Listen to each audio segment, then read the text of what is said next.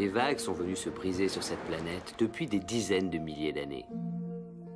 Et, à l'exception de certains peuples de Polynésie, ce n'est qu'au cours de ce siècle que des hommes ont commencé à surfer.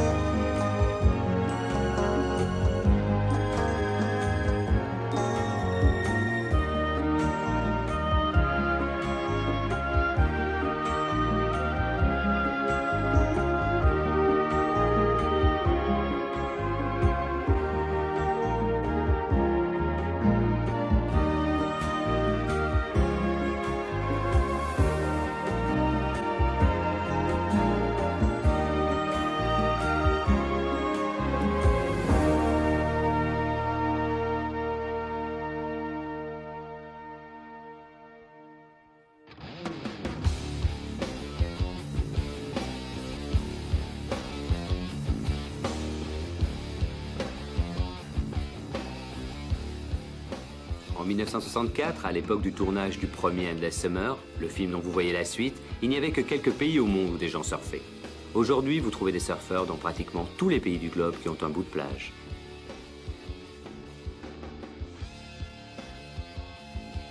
À l'époque du longboard, une vague parfaite était une vague qui déroulait le long d'une avancée de terre, comme Malibu en Californie.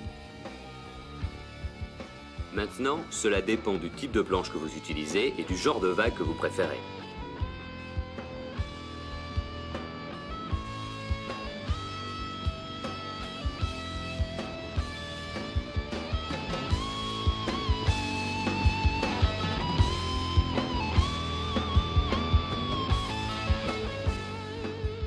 Aujourd'hui, tout le monde fait du surf, que ce soit Monsieur Hulot ou le jeune TJ Barron, âgé de 5 ans, jusqu'à Rabbit Kekai, 75 ans. Les petites filles font du surf et les grandes filles font du surf. Également des gens avec des drôles d'insectes sur le dos et des petits gamins qui font vraiment confiance à papa.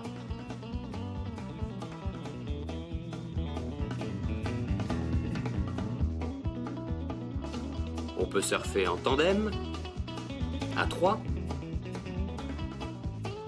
et certains ne peuvent se payer une planche qu'à 4.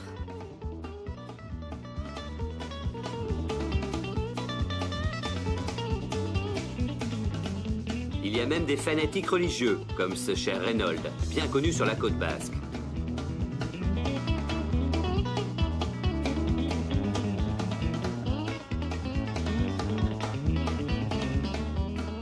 Rover surfe lui aussi. Il prend son maître pour un nul qui n'arrête pas de les faire tomber. Il serait plus tranquille sur sa propre planche.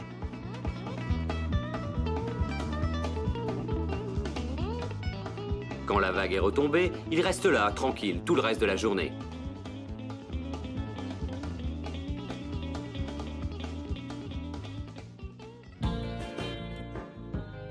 Si l'on remonte aux années 20 et 30, les surfeurs avaient des planches de séquoia de 50 kg. Dans les années 50, elles étaient en balsa et en fibre de verre, d'environ 2,60 m à 3 m. Dans les années 60, ce fut l'arrivée de la mousse de polyuréthane recouverte de fibres de verre. Dans les années 70, la petite planche ou shortboard pour les brancher a pris le dessus. Mais il y a une chose qui n'a pas changé dans le surf, une gamelle est toujours une gamelle.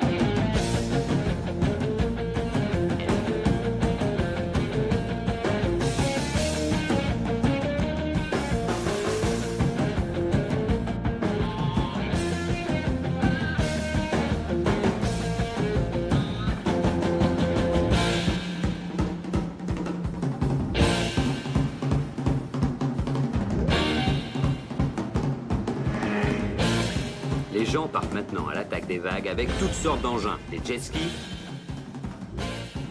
des canoës polynésiens et même des kayaks.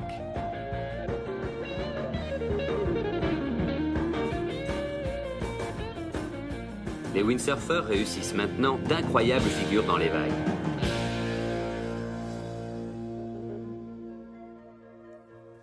Tom Moray a inventé le bodyboard en 1971.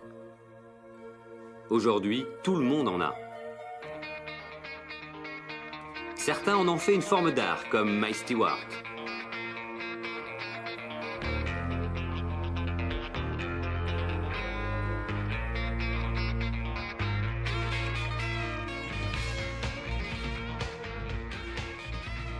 Il réussit à aller si profond dans le tube qu'on a du mal à imaginer qu'il puisse en sortir.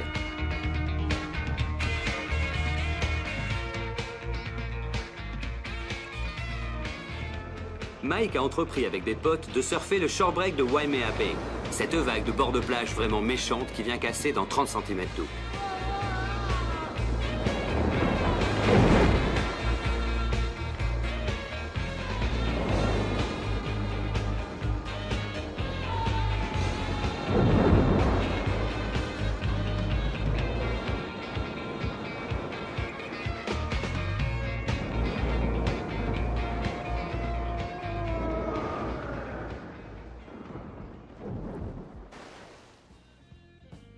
Quand la mer est plate, les surfeurs se rendent à l'embouchure de la rivière de Waimea, attrapent des pelles et commencent à creuser la barre de sable pour que l'eau puisse s'évacuer. Après environ 1 heure, l'eau commence à vraiment s'engouffrer. Pour savoir quand c'est bon, c'est facile, parce que ça aspire tous les touristes vers l'océan et que ça forme une vague statique. Ce ne sont pas les vagues qui se déplacent, mais vous. Surf ou pas surf, ces surfeurs ont vraiment trouvé un moyen de bien s'éclater.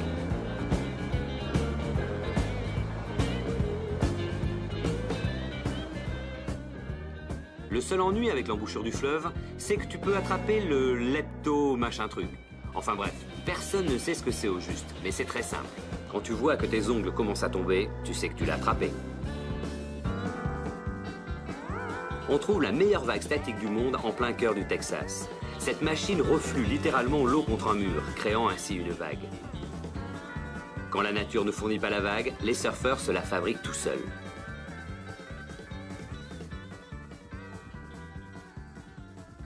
Le type du contrôle décide qui y va et qui reste.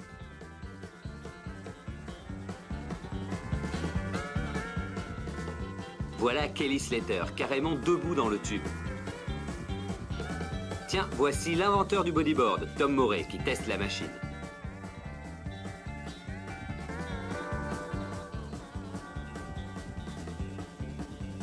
Bye bye Tom, nous on va voir ailleurs. Je vous disais qu'on surfe dans le monde entier, et bien même en Alaska. La population des surfeurs en Alaska s'élève très précisément au nombre de 2. Les surfeurs sont capables de faire n'importe quoi, de parcourir n'importe quelle distance pour arriver sur une plage et surfer. Rusty Peterson et Craig Green traversent la vallée de l'homme mort. qui finit par vous amener à la rivière de l'homme mort, la bien nommée. Il y a en effet là-bas des grizzlies un peu anthropophages sur les bords. Heureusement, les ours sont gavés de saumon et un petit surfeur ne leur dit trop rien. Ces ours sont imprévisibles et très dangereux. Ils aiment la viande et pour eux, Craig et Rusty sont de la viande.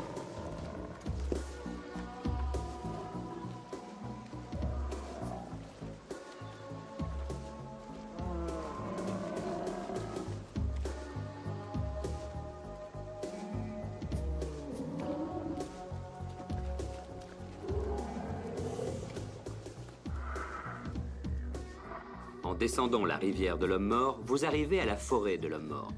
Si vous réussissez à la traverser, vous rejoignez la baie de l'homme mort. Et c'est exactement comme vous pouvez l'imaginer.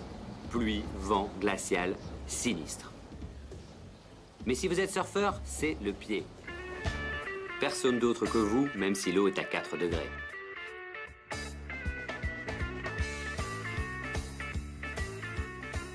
Ces types-là résument à eux seuls l'esprit surf. Les conditions ont beau ne pas être idéales, ça ne fait rien. Ils y vont à fond et n'ont pas peur de tenter le tube.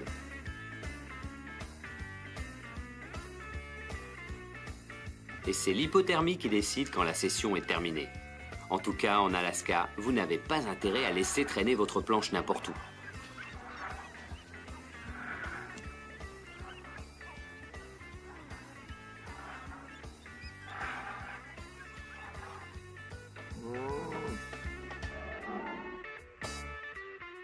Le rêve absolu de la plupart des surfeurs serait de pouvoir suivre et les bonnes vagues et l'été tout autour de la Terre. Notre voyage a commencé par une belle nuit en Californie du Sud.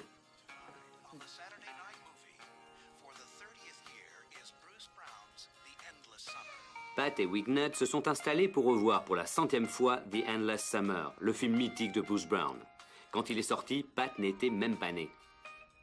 C'est Wingnut qui a commencé à parler du voyage. Comme le dit le film, si vous souhaitez faire le grand saut, laissez-vous emporter. Qui sait toutes les choses merveilleuses que le monde vous réserve? Ils passèrent la moitié de la nuit à préparer leur expédition. Il y avait tellement et tellement d'endroits où aller. Pour rester pratique, il fallait penser à des lieux où ils connaissaient quelqu'un chez qui loger. Ce serait quand même moins cher. Le petit blond, c'est Pat O'Connell, 20 ans, de Dana Point en Californie. Robert Wingnut Weaver, 26 ans, vient de Santa Cruz et il surfe un longboard moderne, soit la planche des années 50 et 60 adaptée aux matériaux d'aujourd'hui, donc plus légère et également plus maniable. Wingnut vit en total décalage par rapport à son époque. Il connaît absolument tout sur le passé du surf, toutes les histoires et toutes les anecdotes. En revanche, il ne vous racontera jamais comment on lui a trouvé son surnom, Wingnut. Ça doit être un épisode inavouable. À part les figures habituelles du longboard, comme le nose riding, les pieds sur l'avant de la planche, il arrive à passer des manœuvres dont les anciens n'avaient même pas rêvé. Une chose est sûre, c'est que Wingnut adore surfer.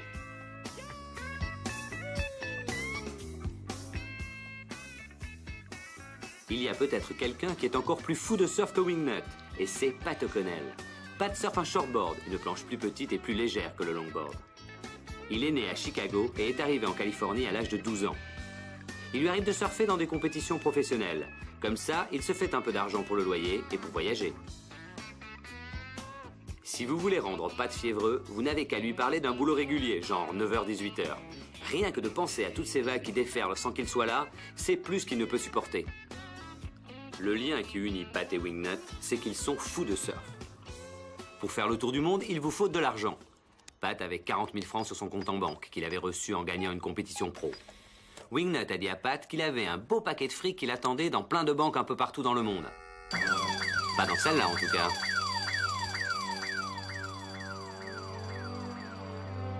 Dans ces cas-là, il faut dire au revoir à tous ceux qu'on aime. Au revoir, ma chérie, je pars autour du monde, je serai de retour dans quelques mois. Mais ça ne leur fait pas forcément aussi plaisir qu'à vous.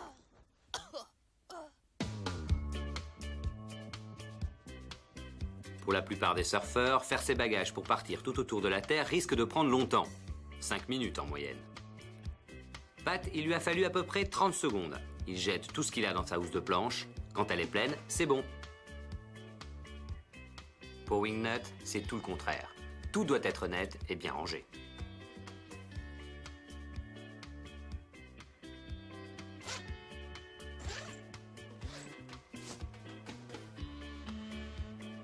Wingnut a demandé à Robert August de lui faire une planche pour le voyage. Robert était l'un des 2 surfeurs du premier film, en 64. Voilà Robert quand il avait 18 ans. Et là, c'est Robert 30 ans et 30 000 planches de surf plus tard.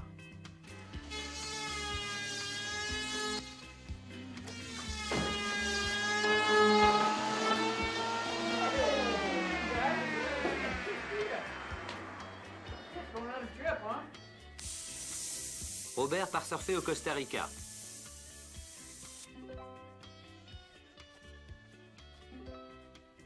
Et pour Pat et Wingnut, cela semble un bon plan.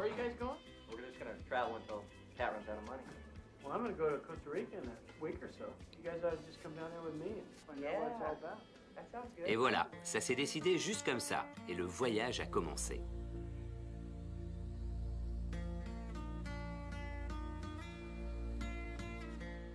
Ils se sont envolés pour San José, Costa Rica.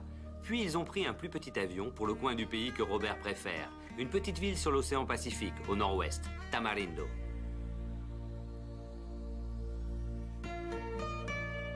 Voici l'aéroport international de Tamarindo, le terminal passager et la tour de contrôle. Le travail du contrôleur du trafic aérien consiste principalement à faire sortir le bétail de la piste d'envol. Un ami costaricien de Robert, qui s'appelle Marco Pacheco, les attendait. Ils ont chargé les bagages, puis mis le cap sur l'hôtel de Tamarindo, qui appartient à un type super, un Texan qui s'appelle Russ.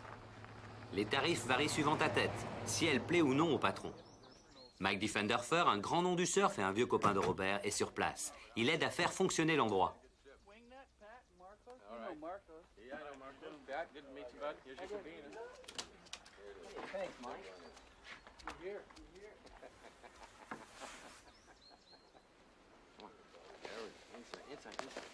Atta girl. Hey, wait a minute. Let me see that board Robert made. Sure. Yeah.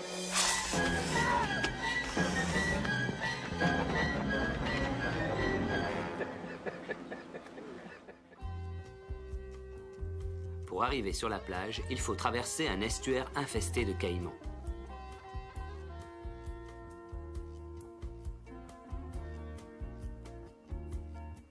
C'est pourquoi ils ont ramé vraiment du bout des doigts, même si aucune de ces charmantes bêtes n'était en vue.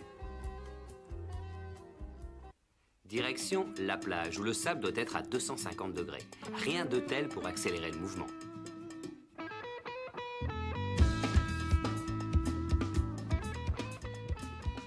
Il y avait des vagues vraiment sympas au rocher de la Sorcière, et des vagues rien que pour eux. Robert August a 48 ans, et le même style sur sa planche qu'à 18.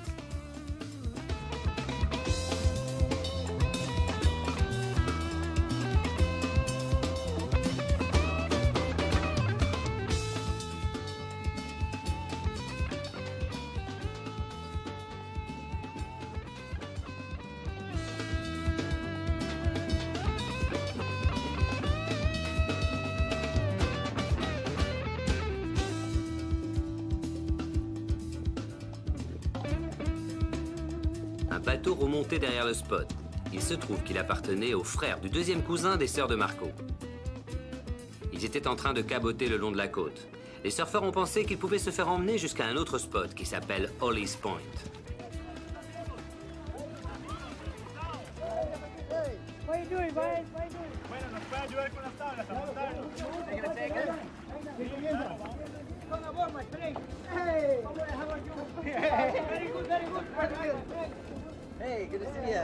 La seule manière facile d'arriver à Holly's Point est le bateau. Quand ils sont arrivés, il y avait un sacré vent de terre. Le vent parfait pour creuser les vagues, mais encore faut-il arriver jusqu'à la plage. Le surf était excellent. Un autre endroit fabuleux, des vagues formidables et personne à l'horizon.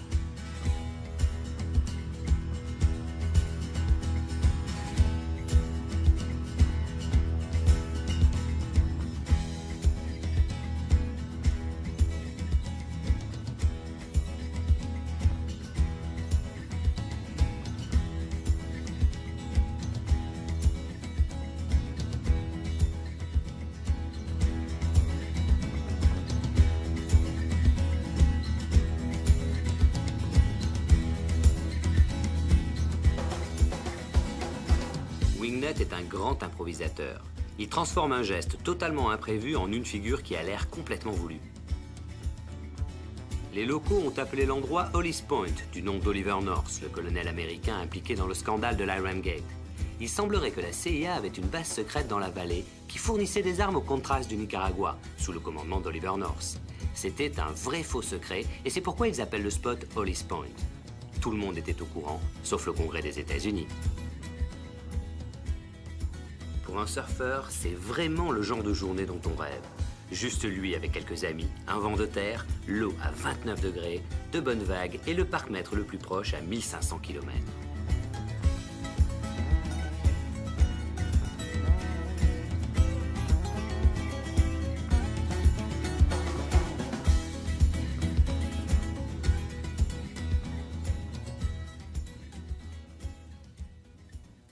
Durant tout le trajet du retour à pied jusqu'au rocher de la Sorcière, ils n'ont pas vu une seule trace de pas.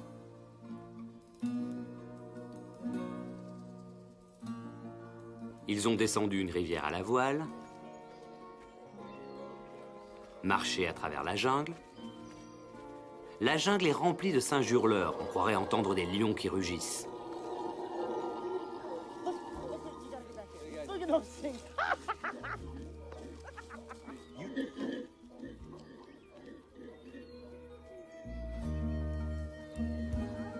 Il y a beaucoup de filles vraiment belles au Costa Rica. Pat a craqué plus d'une fois. Robert prétend que les filles du Costa Rica préfèrent de loin les hommes plus mûrs, plus raffinés, comme lui. Manifestement, son espagnol n'est pas parfait.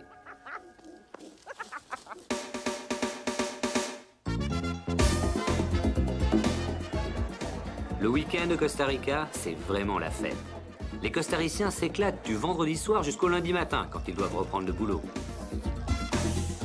La plupart des petites villes organisent des fiestas plusieurs fois par an.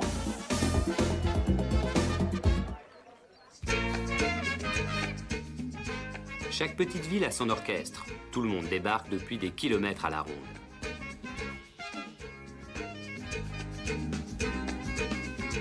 Ils passent presque tout leur samedi à se balader, à jouer de la musique et à boire du guaro, une boisson locale à base de canne à sucre et de nitroglycérine.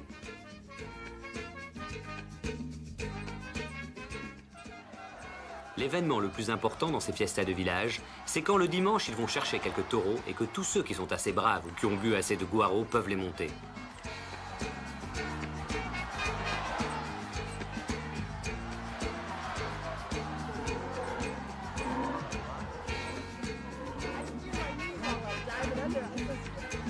Ils mettent les boissons dans des sachets en plastique pour qu'on ne puisse pas jeter les bouteilles dans l'arène. Ce type est un héros. Il avait tellement bu de guaro qu'il tenait à peine sur ses jambes. Mais regardez comment il maîtrise ce monstre.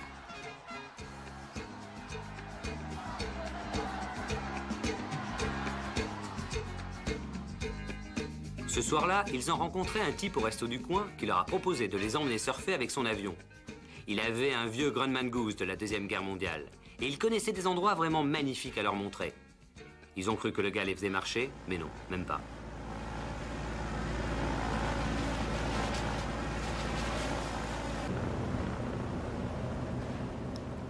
Ce fut un vol un peu étrange. Un petit vol tranquille. La routine, quoi.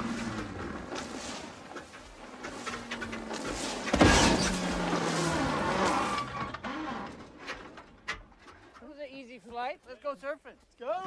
Thanks a lot. Hey, man, thanks a lot. That was a radical flight. Right, dude. No problema. Right on, man.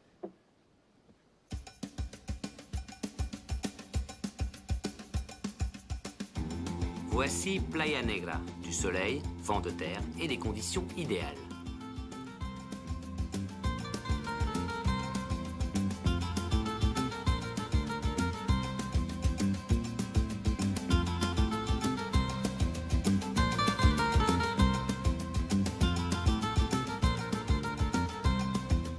Robert a une petite propriété dans le coin et projette d'aller y vivre, selon ses propres paroles, pour toujours ou jusqu'à ma mort, selon ce qui se présentera en premier.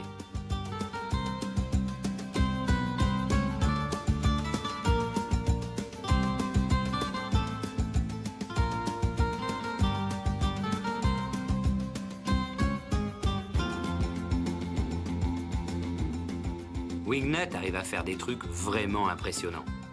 Là, après être tombé, il continue en body surf jusqu'à sa planche, qui est d'ailleurs à l'envers. Remonte dessus et termine la vague.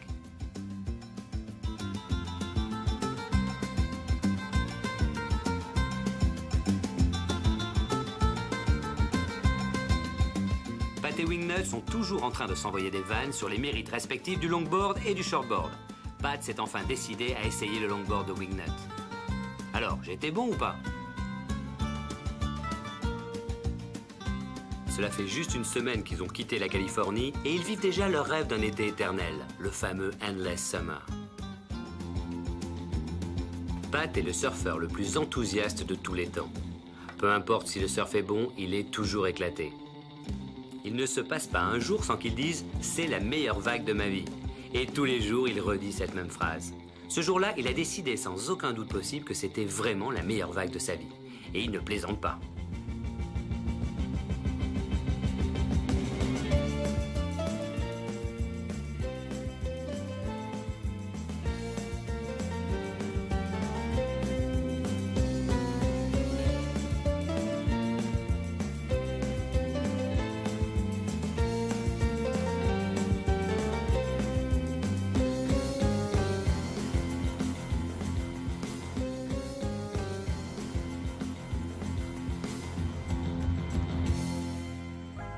Pendant que Pat et Wingnut profitent à fond des plages du Costa Rica, voyons un peu ce qui se passe au même moment à Hawaï. La côte nord de l'île d'Oahu, la bande côtière la plus célèbre du monde pour les surfeurs. De Velzy Land, surfé pour la première fois en 1958 et dont le nom vient du surfeur californien Del Velzy, jusqu'à Sunset Beach, Rocky Point, Pipeline, Aliva et Waimea Bay, le plus célèbre spot de grosses vagues du monde.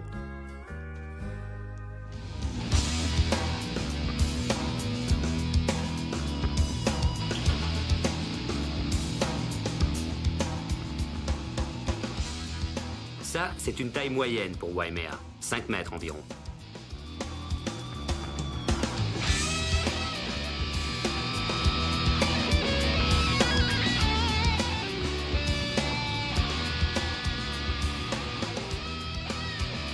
Plus c'est petit, plus c'est fréquenté.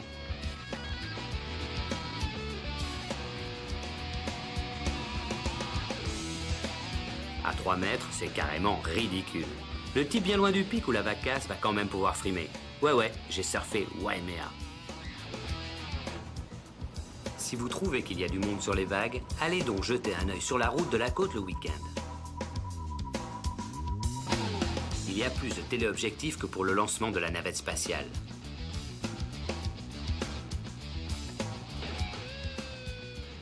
Avant, on vous arrêtait si vous portiez ce genre de maillot. Lui, arrêtez-le, et vite.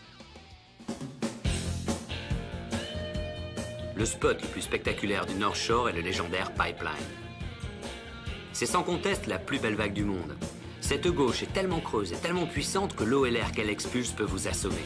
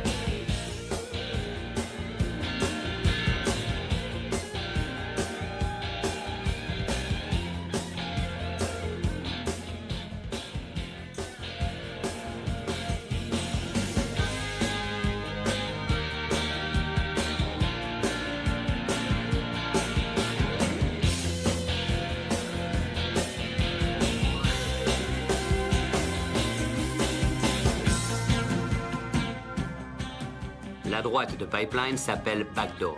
Là aussi, le spectacle est stupéfiant. Et Backdoor a également ses spécialistes. Pénétrer à l'intérieur du tube, puis réussir à en ressortir, c'est tout un art.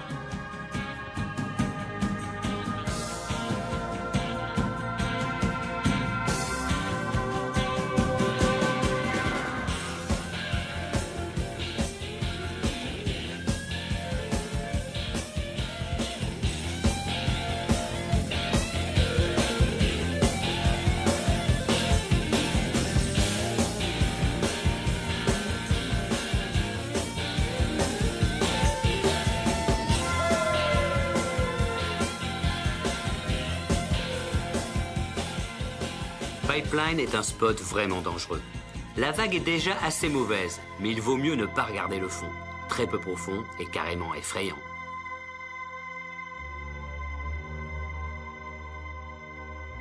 Tout un tas de choses terrifiantes sur lesquelles se cogner ou des trous dans lesquels on peut se retrouver coincé. Dans les trous, on trouve des morceaux de planches, des dents, des épaves d'avion, plein de trucs.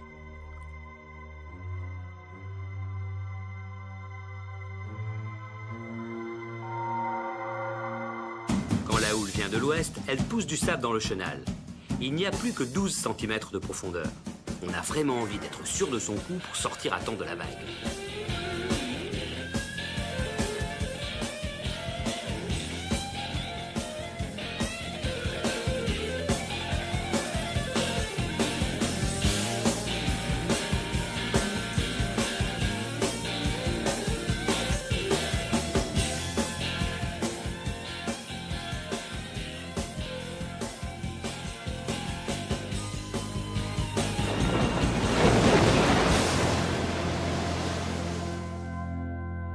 Et comme d'habitude, des centaines de planches sont cassées sur le North Shore.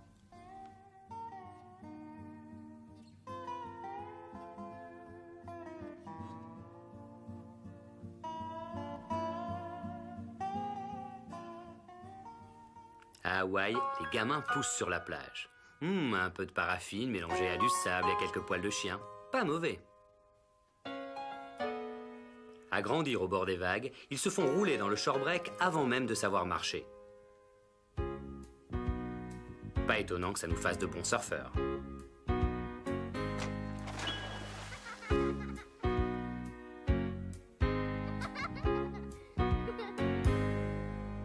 Quand t'es devenu un vieux, comme T.J. Barron qui a 5 ans, tu peux commencer à surfer. Son père Tim est un fabricant de planches, un shaper. Et comme T.J. ne peut pas encore tout à fait attraper les vagues tout seul, son père doit le pousser. Une fois qu'il y est, il y va à fond.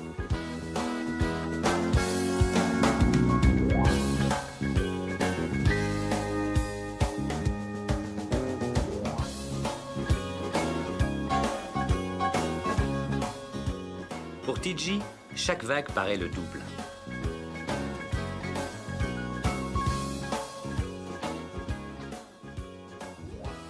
« 5 ans, 1m10, 20 kg, il commencera à être sérieusement bon quand il aura pris de la bouteille. À 6 ans, par exemple. Voyons où en sont Pat et Wingnut. Ils ont quitté le Costa Rica et traversé l'océan Atlantique, jusqu'à leur nouvelle destination, la France.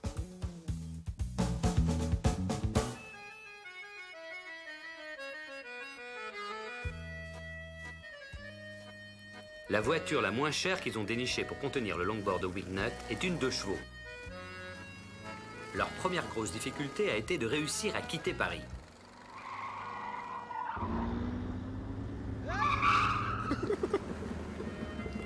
Il leur a fallu 2 jours, trempés jusqu'aux os à cause d'un énorme orage. Mais ils ont réussi à naviguer sur les 800 km qui les séparaient de Biarritz et à localiser la maison de Tommy, non loin de la plage des Cavaliers.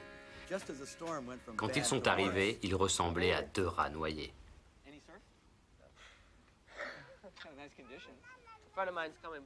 Tom a un copain qui doit passer pour aller regarder les vagues. Ils sont tous allés jusqu'à la plage de la Barre pour voir comment était le surf. C'était l'orage du siècle.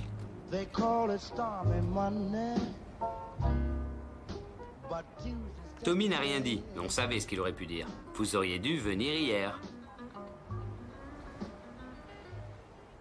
Le dernier jour de leur séjour à Biarritz, l'orage a quand même fini par passer.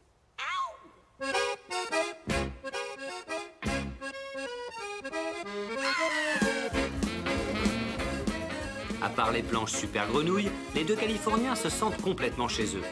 On se croirait en Californie. Des surf shops partout.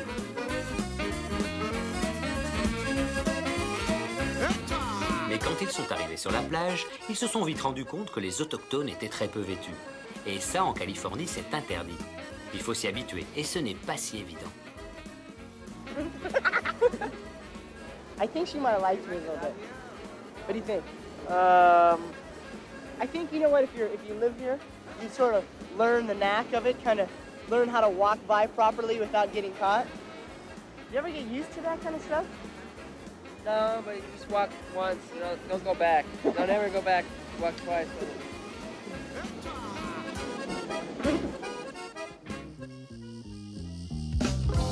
Tommy est l'un des surfeurs les plus influents des 10 dernières années. Il a été 3 fois champion du monde professionnel, mais il continue d'être ce qu'on appelle un soul surfer, un surfeur de l'âme, un pur. Tommy est un type qui ne parle pas beaucoup. Il laisse son surf et sa musique parler pour lui, et c'est justement sa musique que vous êtes en train d'écouter.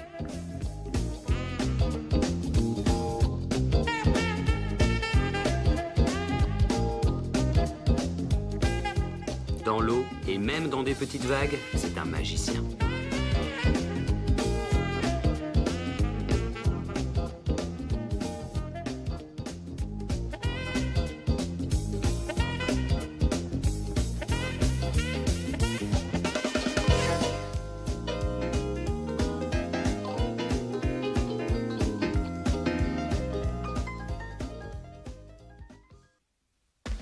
Le surf est devenu très moyen vers la fin de la journée.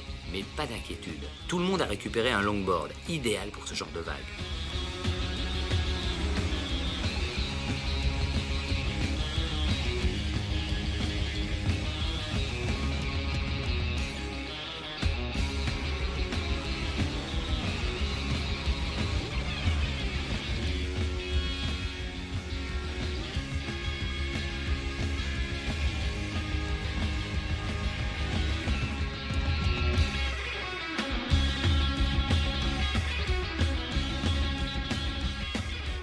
Shortboard, longboard, body surf, Tommy est bon partout.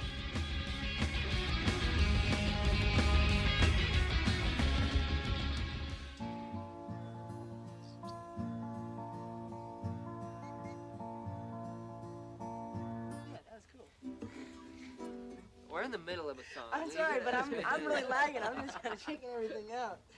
Okay. Start over again. Le chien de Tommy, Snoopy, trouve que Pat joue vraiment pas mal de la guitare. Il rentrerait bien à Paris avec lui. Snoopy est devenu carrément teigneux quand Tommy a essayé de le sortir de la voiture. Snoopy est un fan, et un fan c'est tenace. Il aimait vraiment bien la musique de Pat.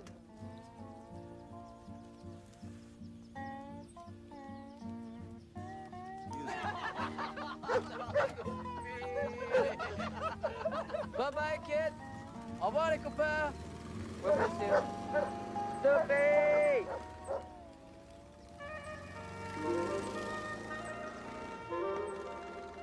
Après la France, Pat et Wignut ont survolé tout le continent africain jusqu'à leur prochaine escale, l'Afrique du Sud.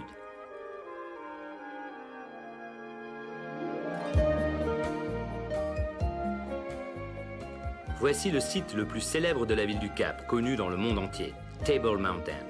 Un funiculaire emmène les touristes au sommet. Pat et Wignut se sont joints à eux.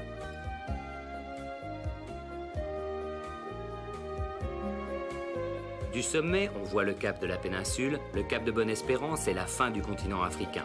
L'océan Atlantique d'un côté, l'océan Indien de l'autre.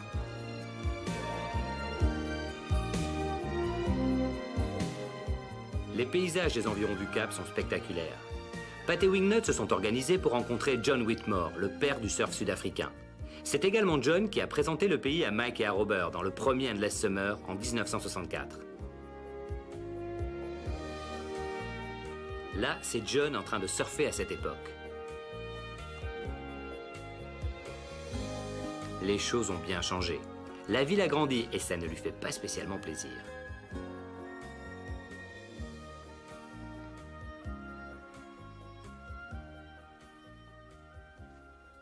L'endroit du monde que John Whitmore préfère est la côte ouest de l'Afrique du Sud, la région où la densité de population est la moins élevée de la Terre. Des milliers de kilomètres de plages entièrement désertes, balayées par le vent et par la brume, l'eau froide, des algues partout et des épaves de bateaux. Parfois, vous pouvez conduire sur des centaines de kilomètres le long de la plage. Plus vous allez au nord, plus le climat est sec. John a un ami qui vit tout au nord. Là-bas, il a plu 1 cm et 27 mm en 14 ans.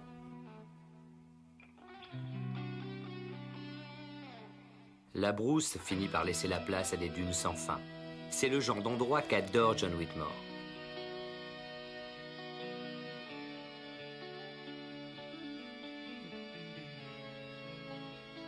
Qui sait le nombre de spots sublimes qu'on peut trouver le long de ce littoral? Ils ont atterri à un endroit que John appelle le numéro 27, parce qu'on en passe auparavant 26 identiques. Ramer dans ce coin-là pour la première fois n'est pas vraiment engageant. Personne à la ronde, de l'eau froide, pas la moindre idée de ce que les fonds vous réservent, et c'est beaucoup plus gros que ça n'en avait l'air depuis la plage.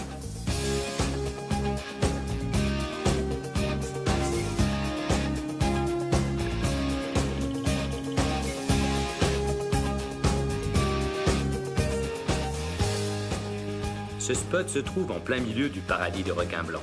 Mieux vaut être prudent.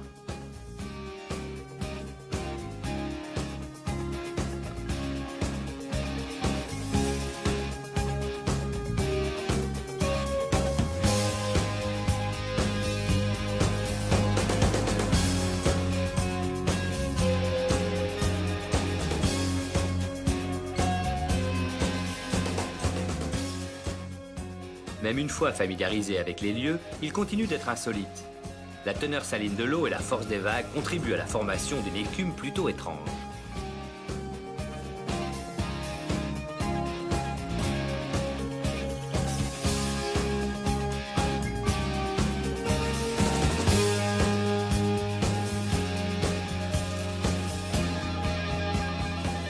John appelait cet endroit numéro 27. Eux l'ont baptisé le Spot Zarbi. Grâce à John Whitmore, ils se sont régalés sur la côte ouest. Mais il était temps de rentrer au Cap et de remonter la côte est le long de l'océan Indien. John avait une voiture qu'il pouvait emprunter. Elle n'avait pas pris la route depuis des années. Good, huh? Where'd you find this thing? Didn't find it, it grew. Des phares parfaitement adaptables, des essuie-glaces nickel. Le bouchon du réservoir étant bloqué à tout jamais par la rouille, John a installé un réservoir hors-bord à l'arrière et rafistolé un conduit à travers le carburateur, bidouillé quelques fils, puis il leur a souhaité bonne chance en leur rappelant qu'ici, on roule à gauche.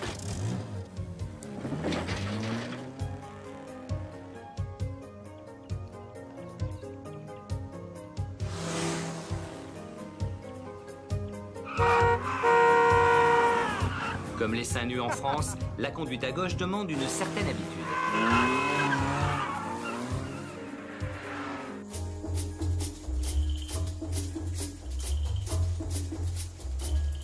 En route pour de nouvelles aventures.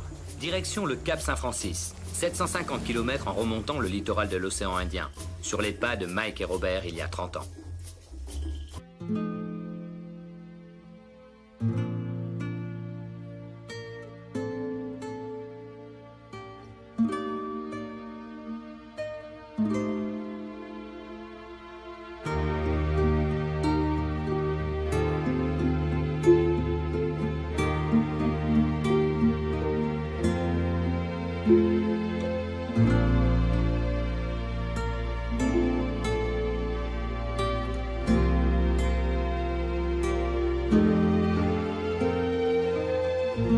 L'animal qui a le plus grand ongle de pied au monde est l'autruche. Elle peut avaler absolument n'importe quoi.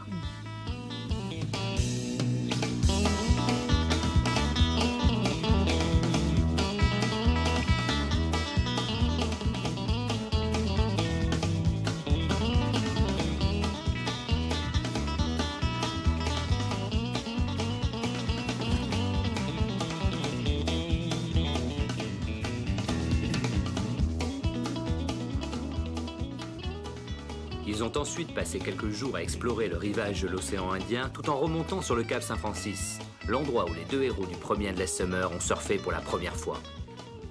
Wingnut rêvait de traverser comme eux les dunes à pied jusqu'au rivage.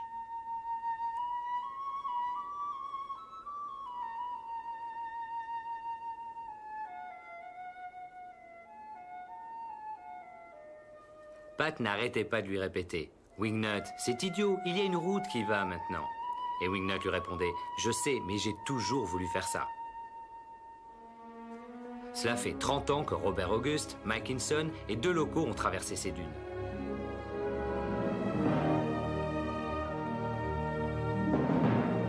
Il n'y avait rien ici, juste des vagues parfaites.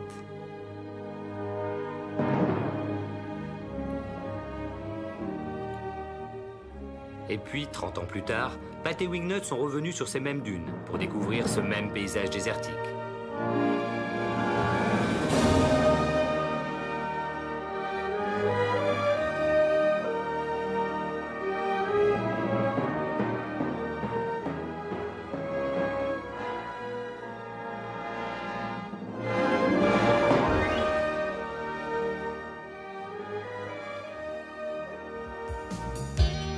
Heureusement, les vagues étaient toujours là et ils en ont bien sûr profité.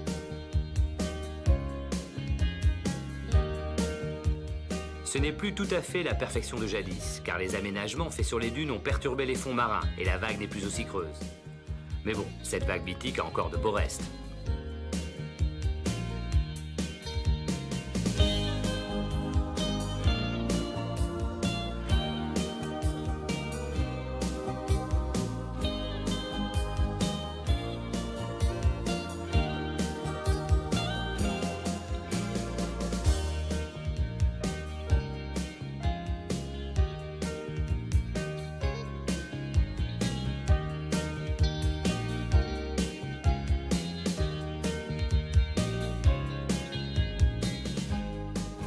Wingnut était dans tous ses états à l'idée de surfer ce spot dont il rêvait depuis toujours.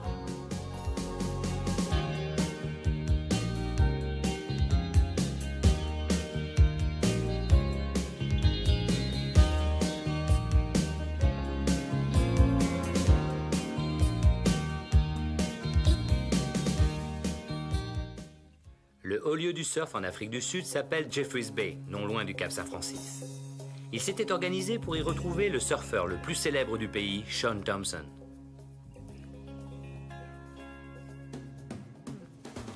À première vue, c'était un des meilleurs jours de l'année et M. Jeffreys Bay, Shaun Tomson, était en pleine action.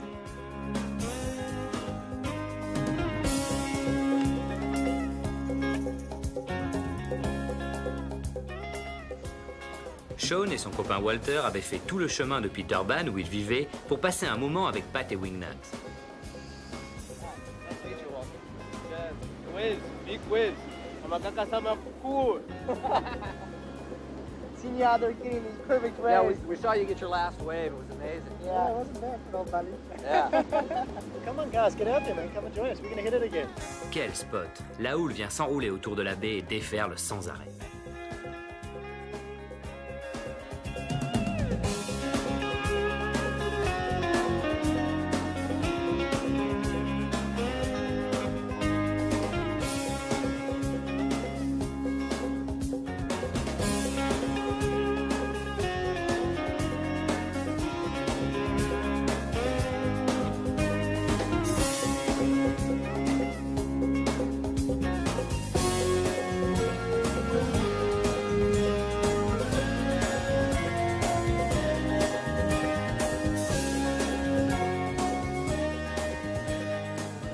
Wingnut a surfé la même vague pendant plus d'une minute. Il paraît que quand c'est le bon jour à J-Bay, tu peux rester sur ta vague pendant 5 minutes.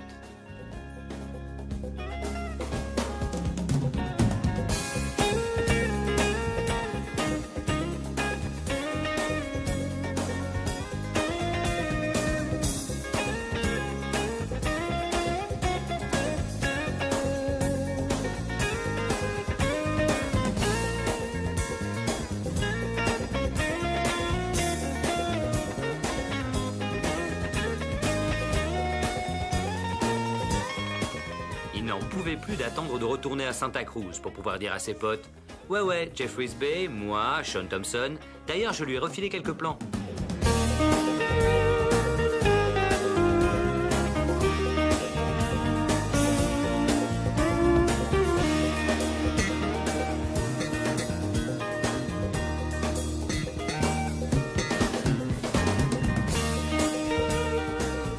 Shaun fut un de ceux qui ont démarré le circuit professionnel de surf. Il a surfé toutes les bonnes vagues du monde, mais pour lui, Jeffreys Bay, c'est le top.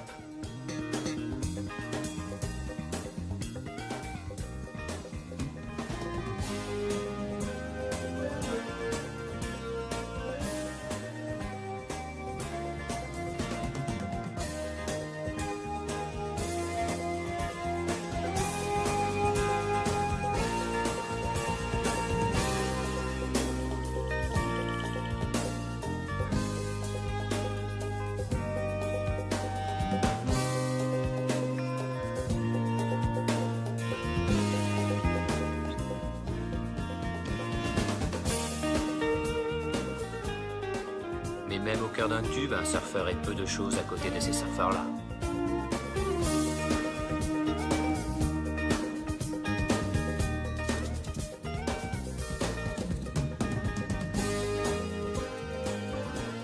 Walter est l'un des millions de Zoulous d'Afrique du Sud, et certainement le seul qui surfe. Mais il n'a toujours surfé qu'à Durban, un beach break, un spot de sable. Si vous tombez et perdez votre planche, vous vous relevez car vous avez pied. En revanche, à Jeffreys Bay, c'est une autre histoire. Nous ne le savions pas, mais Walter n'a jamais appris à nager. Un de ses copains lui avait dit « Si un jour tu as besoin de nager, tu n'as qu'à agiter les bras et battre des pieds comme une grenouille. » Pat était sidéré. Yeah, I love the ocean because for this ocean and the surf, you make me happy. Or sometimes I'm going surfing, I got some problem. If I'm surf, I don't think about the problem. I'm waiting about the waves. Walter a très bien résumé ce que ressentent les surfeurs. Ils traînèrent avec Sean et Walter aux environs du Cap Saint-Francis pendant 2 semaines et devinrent vraiment copains. Au moment de partir, ils donnèrent à Walter une partie de leur matériel, ce qui en fit un authentique surfeur.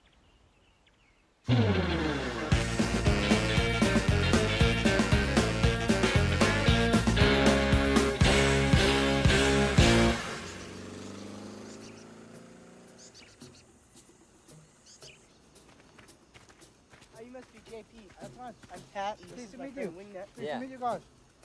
John Whitmore said you'd be able to show us some animals. Ce type-là s'appelle JP, et John Whitmore leur en avait parlé comme quelqu'un d'intéressant à rencontrer. JP est un spécialiste des animaux sauvages qui leur a indiqué les bons coins et donné un excellent conseil. Ne jamais sortir de la voiture. Thanks, JP. See you later. Yeah. Good. And please, guys, don't stop, eh? Don't stop. Then you're gonna have real problems.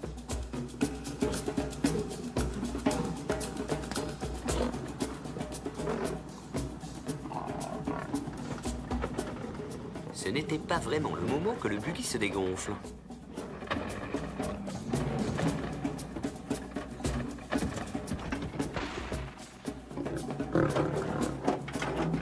I like to use the word kill.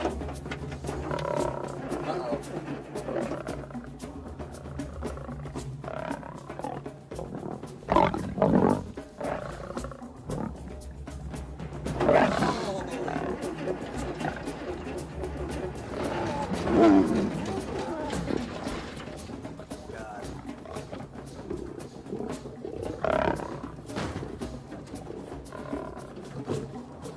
I thought the Huntington locals were mean.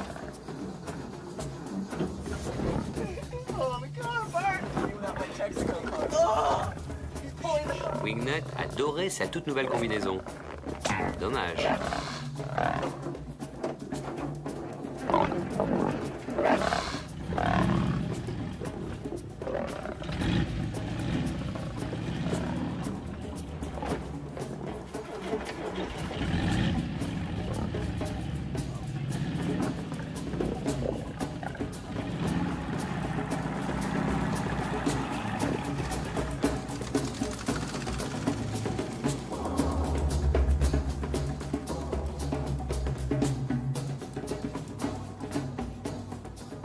Les lions passèrent le reste de la journée à manger les bagages. Wingnut passa quant à lui le reste du temps à surfer avec un look plutôt destroy.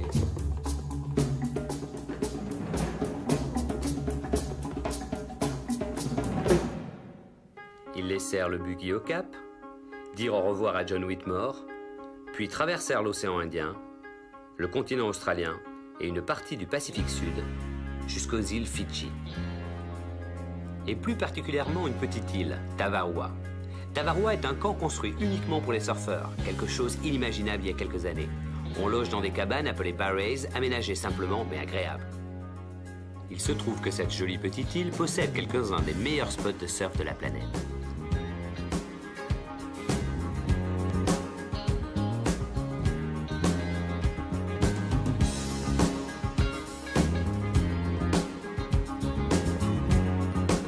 Après l'atterrissage à Nandi, dans l'île principale de Viti Levu, Pat et Wingnut sautèrent dans un bateau pour rejoindre Tavarua.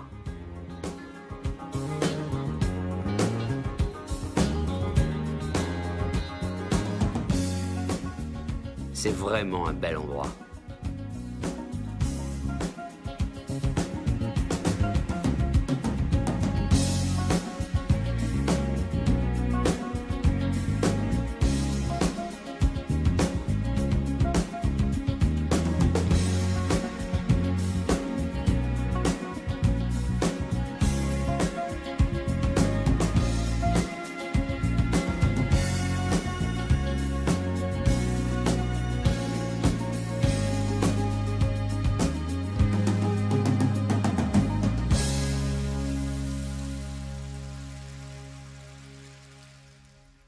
Quelques heures à peine après être sortis de l'avion, Pat et Wingnut étaient déjà dans les vagues, juste en face, sur le spot appelé Restaurants. Le vent soufflait de côté, ce qui rendait la vague un peu clapot, mais le lendemain matin promettait d'être excellent.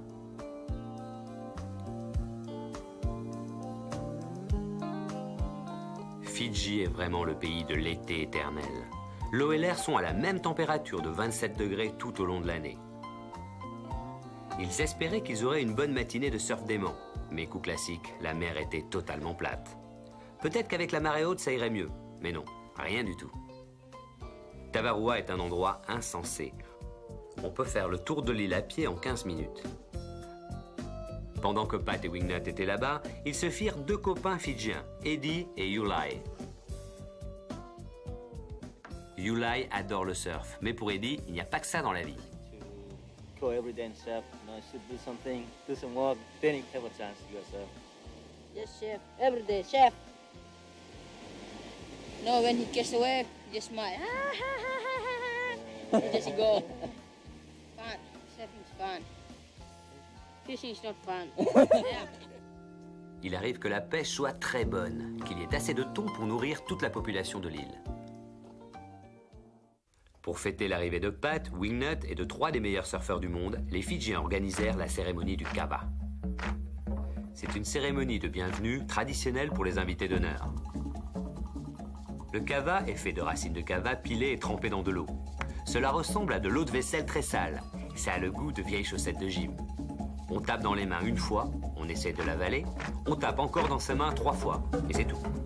Quoi qu'il en soit, ça engourdit toute la bouche.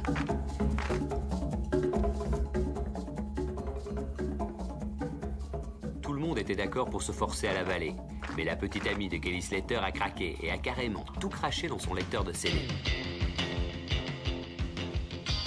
La cérémonie se transforma vite en fête avec tous les gamins du coin qui se mirent à danser le rock.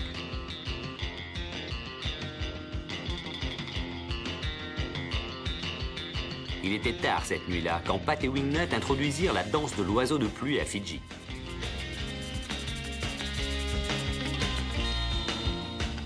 À cause du kava, tout le monde ne fut pas capable de trouver le chemin du retour vers les huttes.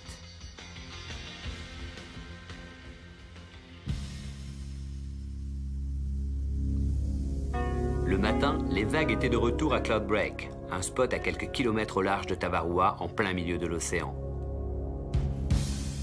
Apparemment, c'est un grand jour qui se prépare.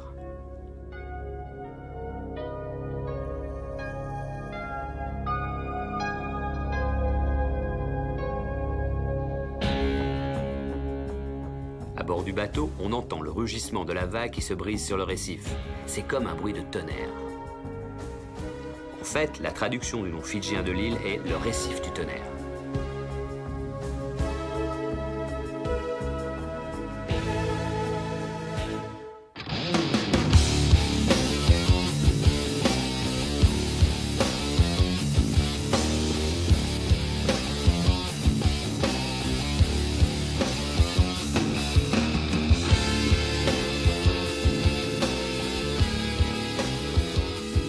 Voici Jeff Booth, un Californien fer de lance du circuit professionnel.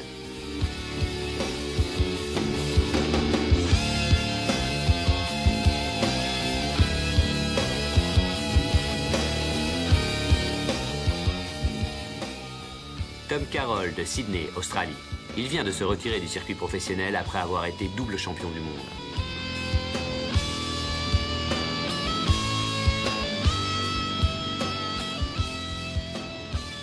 Kelly Slater de Cocoa Beach en Floride. Une sorte d'enfant prodige du circuit pro. Champion du monde en 92 à 20 ans. Il a grandi en Floride, un endroit pas vraiment réputé pour sa qualité de vague. Et sa confiance dans les grosses vagues est d'autant plus stupéfiante.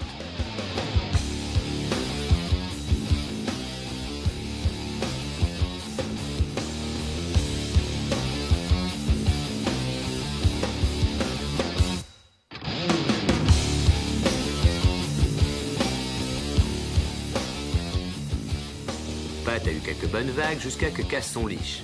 Sa planche est alors passée derrière le récif et a disparu à jamais. Heureusement, il en avait une de secours dans le bateau. Quant à Wingnut, il fait des prouesses, car manier un longboard dans une vague aussi creuse et aussi rapide n'est pas vraiment évident.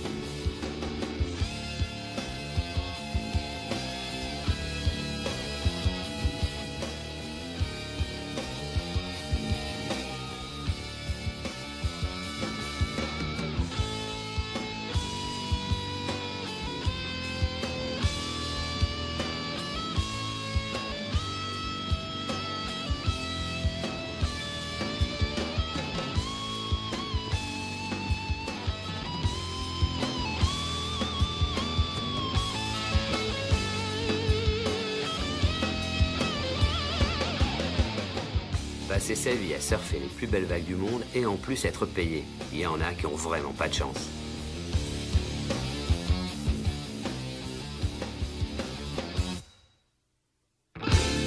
Coiffé d'un casque pour protéger son crâne des récifs à fleur d'eau, Tom Carroll a encore fait son festival en tentant des tubes impossibles avec tout au plus 40 cm de profondeur au-dessus des coraux. Pour Tommy, la vague parfaite est ici, à Cloud Break.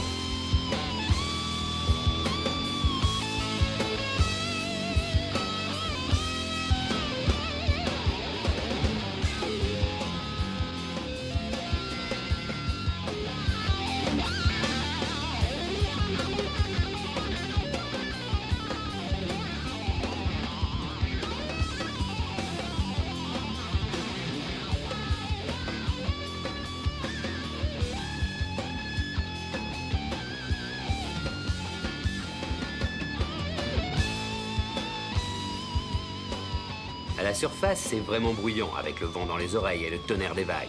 Mais quand vous êtes sous l'eau, c'est un univers silencieux et magnifique.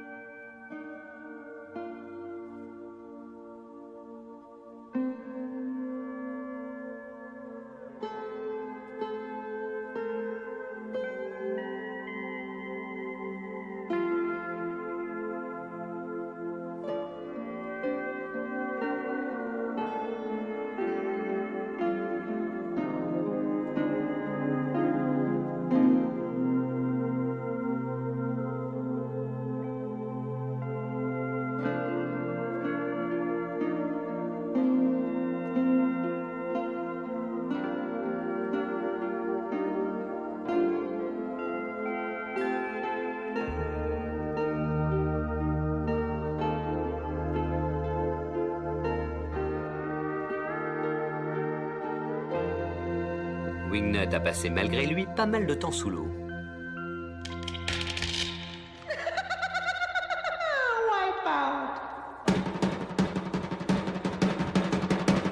Si vous ne sortez pas de la vague à temps, vous êtes balancé sur le récif et haché menu.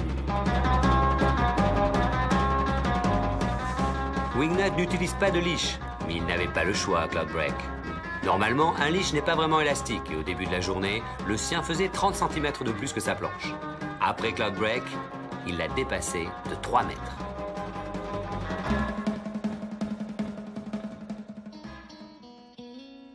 Surfer Cloud Break avec Kelly, Jeff et Tom. Cela ressemble quelque part au rêve ultime du surfeur.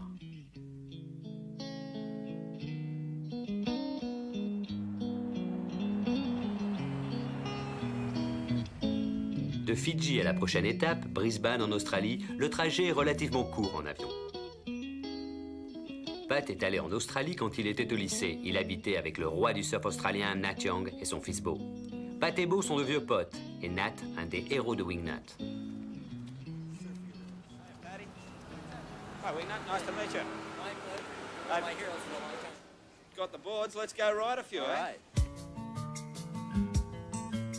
Nat envisagea de les emmener à Shark Bay, la baie des requins, où il n'y aurait pas trop de monde.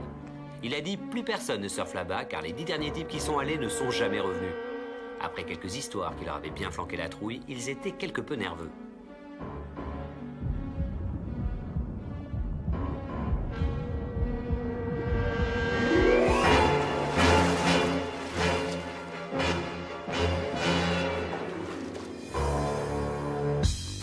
En Australie, vous voyez des panneaux indicateurs que l'on ne trouve nulle part ailleurs.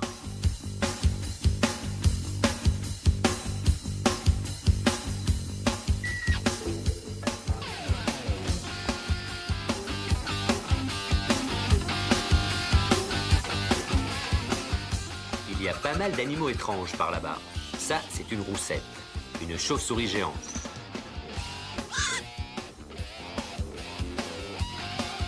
Nat dit qu'on les domestique très bien.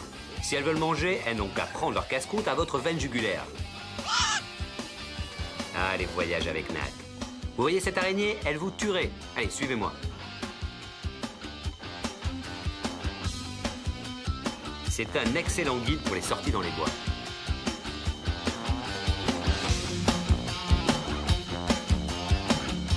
Une balade avec Nat vaut son pesant de frissons. Il vous emmène dans les plus beaux endroits, puis il vous rend malade de trouille.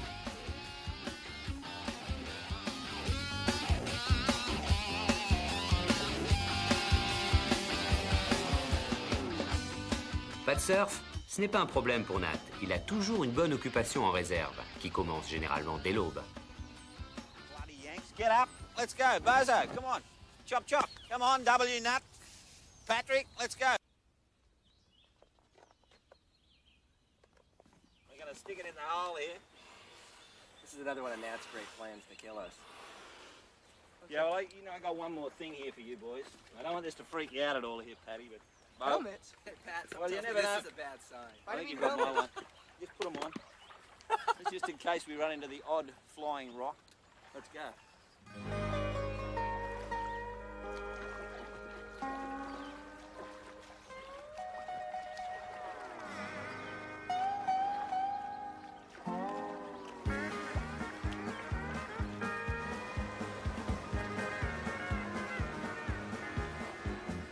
Ils ont passé la journée à descendre la rivière. La plupart des fanats de rafting partent en reconnaissance pour évaluer les dangers. Eux, non.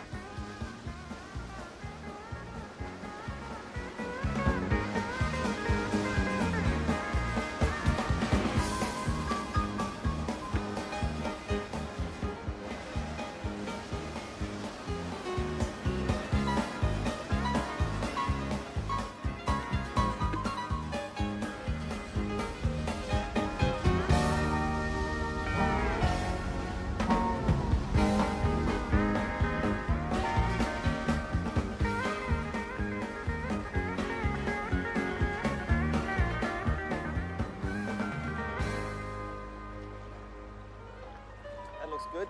So that's the end of the river adventure. But first, there's one more thing. About 7 miles up that road's the car. So if you two clowns can go and get it, bring the car down here, Bo and I will pack up the gear, and then we're out of here.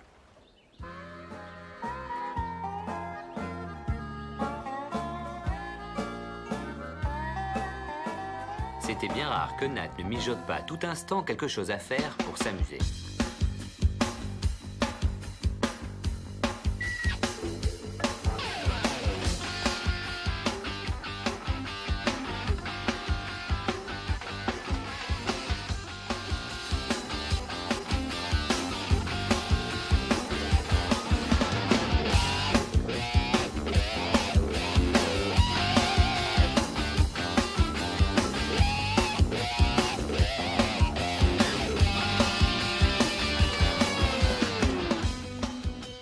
Réussi à achever Wingnut, donc il a eu l'idée de l'écraser avec la voiture.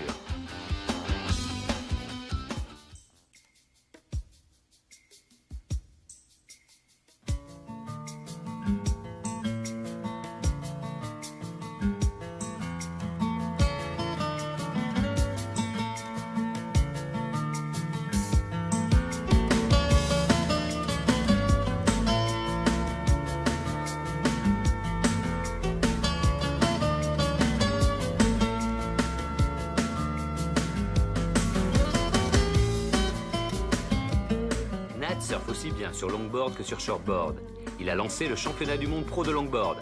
Mais comme il fut imbattable plusieurs années durant, on se demande s'il ne l'a pas créé juste pour se faire plaisir et collectionner les titres de champion du monde.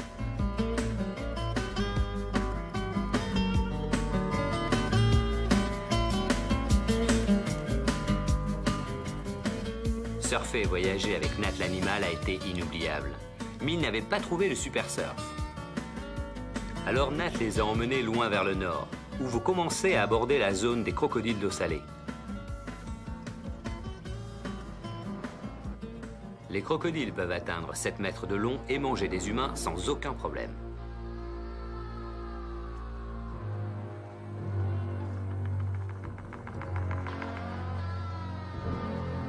Nat les a prévenus. C'est infesté de crocodiles, il ne faut pas tomber dans l'eau. Wingnut a encore cru qu'il les menait en bateau.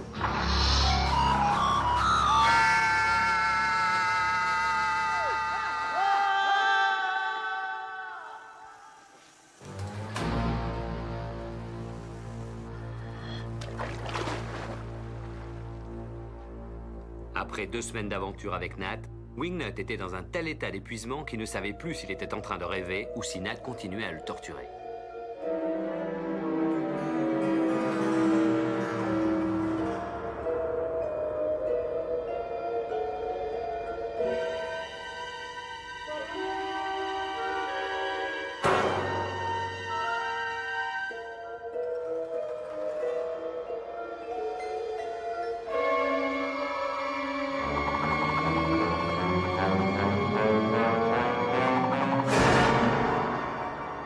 Ils se sont dit que s'ils étaient sortis vivants d'Australie, ça tenait vraiment du miracle. Prochaine étape, Bali, l'une des 15 000 îles de la République d'Indonésie.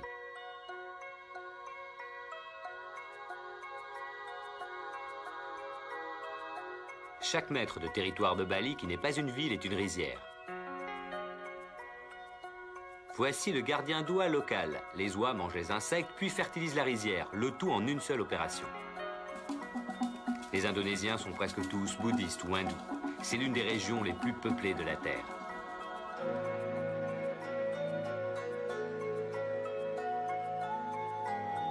Il y a des temples et des hôtels partout.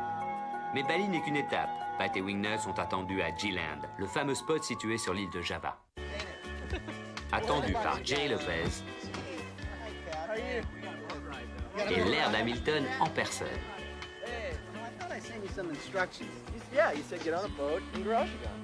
Ils habitent des petites huttes très sympas, avec 2 paillasses et des moustiquaires absolument indispensables. L'île de Java détient le record mondial de densité de population. Mais G-Land, seulement accessible par bateau, se trouve au milieu d'une réserve naturelle avec une vague extraordinaire juste en face. This little part of the jungle, this is called Plunkum. And this is a national forest preserve here. So nobody lives here. And there were several tiger sightings and numerous leopards and panthers and lots of monkeys. And you guys got to keep an eye on your stuff, you know. The monkeys will take it. All of your clothes, they'll fit right into your stuff. Lots of snakes. Indonesia has more varieties of poisonous snakes than anywhere in the world. I learned that from the Griffith Park Museum. Snake exhibit.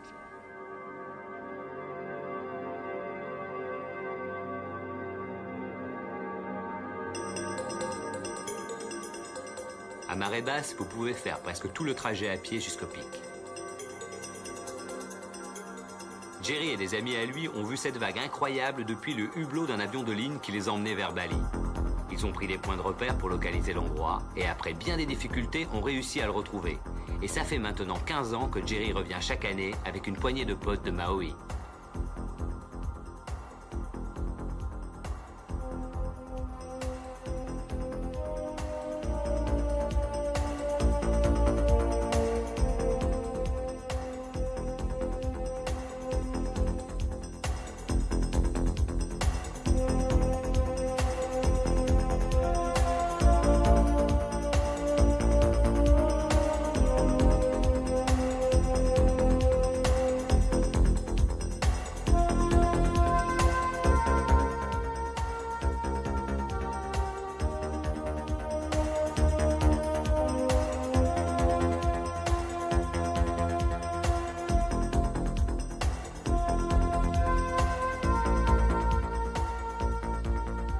Jerry porte des lunettes spéciales pour protéger ses yeux de la réverbération. En effet, il n'est pas rare qu'il soit dans l'eau 8 à 10 heures d'affilée. Jerry est appelé Mr. Pipeline, pas seulement parce qu'il possède une maison devant le spot, mais parce qu'il a révolutionné la façon de surfer dans un tube. Il est devenu la référence ultime. On peut parler des heures de son style, mais on n'aurait pas assez de temps pour vanter sa gentillesse et son humilité.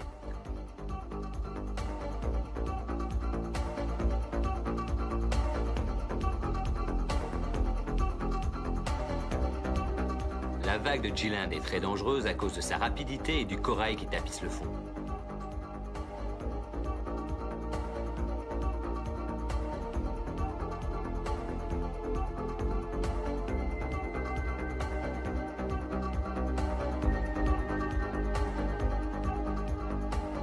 Jerry Lopez est l'un des initiateurs et pionniers du surf en Indonésie. Il a 2 ou 3 protégés qui sont devenus d'excellents surfeurs. Lui, c'est Raizal. Il ne surfe pas depuis très longtemps, mais il est déjà impressionnant. Il faut dire que son spot n'est pas l'un des pires.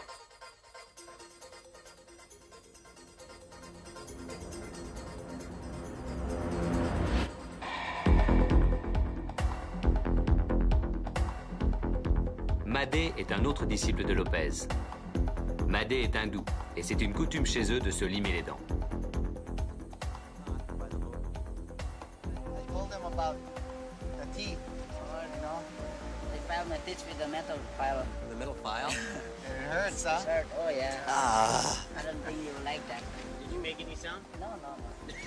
How you can sound when you mouth or they have... Yeah.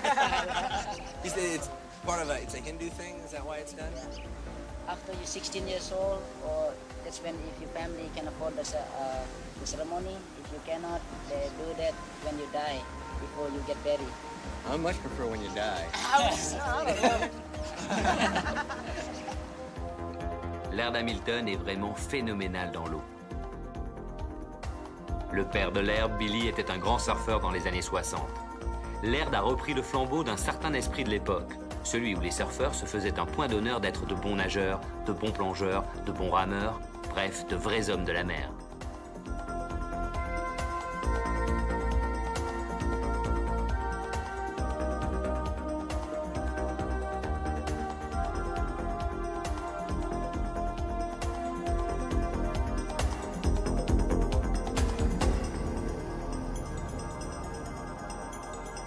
Laird fait plein de choses intéressantes dans l'océan, comme par exemple des balades invraisemblables d'île en île avec son paddleboard, sa planche pour ramer. Well, actually, he called me from Europe and told me, by the way, I borrowed your paddleboard. This was after I accepted a collect call from France. We paddled from Corsica, which is in the Mediterranean, to this little island called Elbe. I thought it was 45 kilometers, and it was 45 nautical miles, which are even a little further than miles. Une autre spécialité de Laird, c'est le funboard. Un de ses jeux préférés est de partir de Maui, où il vit, et de rejoindre l'île d'Oahu, distante de 130 km. Il lui faut à peine 5 heures.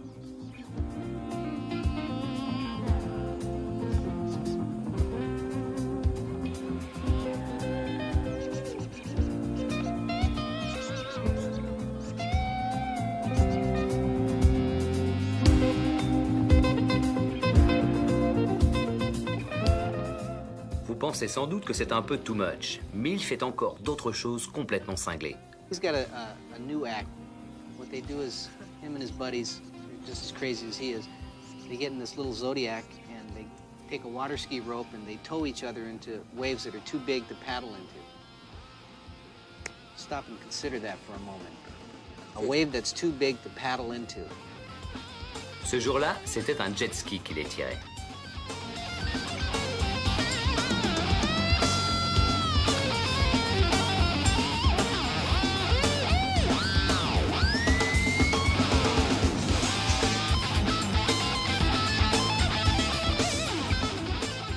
Laird surfe sur ces vagues du large avec ses copains Derek Durner et Buzzy Carbox.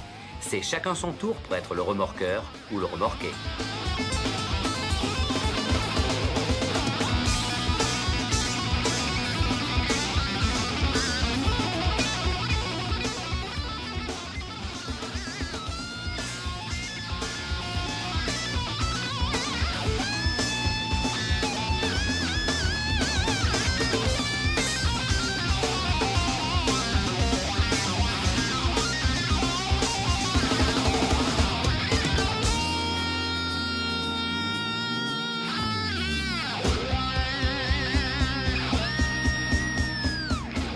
Laird a les pieds dans des footstraps pour ne pas se faire éjecter tout le temps.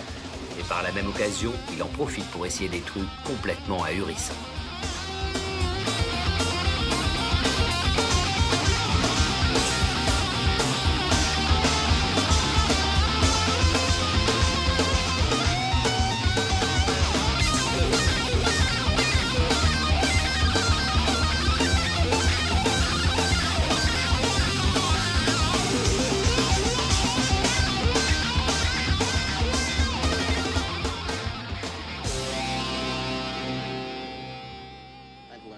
don't go with them anymore.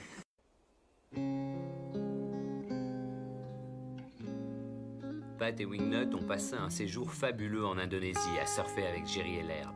Mais les meilleures choses ayant une fin, il a fallu reprendre la route, traverser le Pacifique et rentrer en Californie.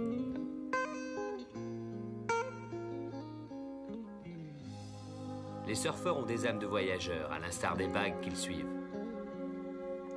Des déferlantes, nées de tempêtes à des milliers de kilomètres de là, parcourent les océans et viennent se briser finalement sur nos rivages pour notre plus grande joie. Ces vagues sont un véritable cadeau de la nature. Comme nos empreintes digitales, aucune ne ressemble à une autre.